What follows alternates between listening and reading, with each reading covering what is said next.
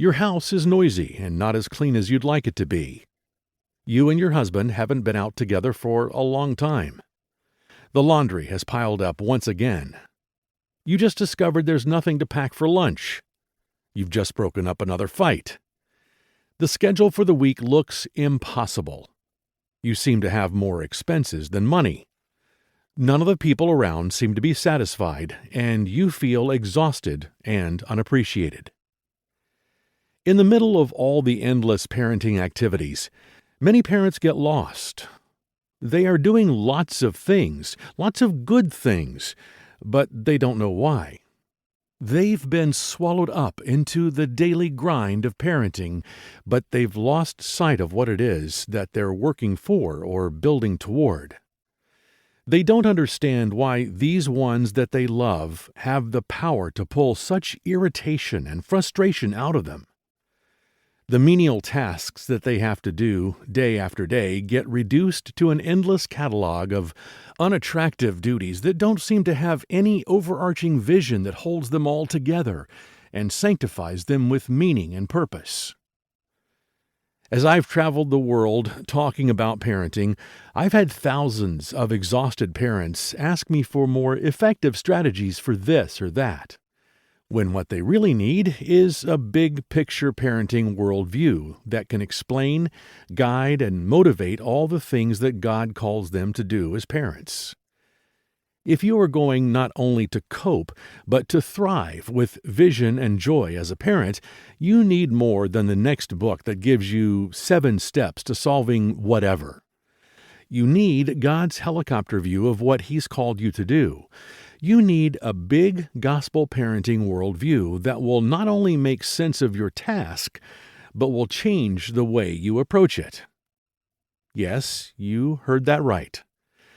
I am deeply persuaded that what is missing in most Christian parents' parenting are the big, grand perspectives and principles of the gospel of Jesus Christ.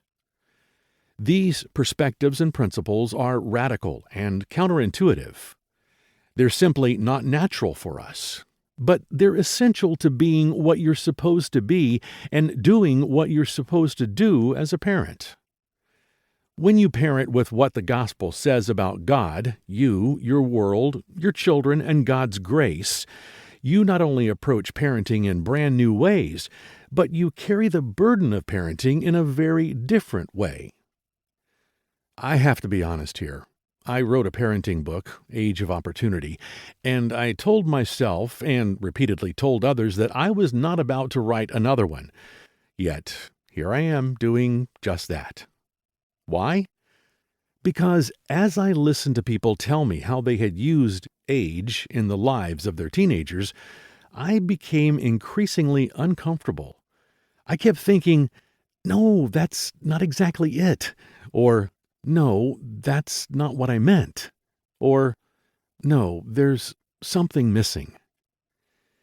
It took a while, but it finally hit me that what bothered me in these conversations and what was missing in these parents was the gospel that was the foundation behind everything that I wrote. So, with the publisher's encouragement, I decided to write a parenting book, but not the typical kind. This will not be a book of practical strategies for dealing with children at the various ages of their development. This book will not provide practical steps for dealing with the kinds of things every parent faces. This book is meant to be a reorienting book. It is meant to give you a new way of thinking about and responding to everything that will be on your plate as a parent. This book is meant to give you vision, motivation, renewed strength, and the rest of heart that every parent needs. It is written to give you the big gospel picture of the task to which your Savior has called you.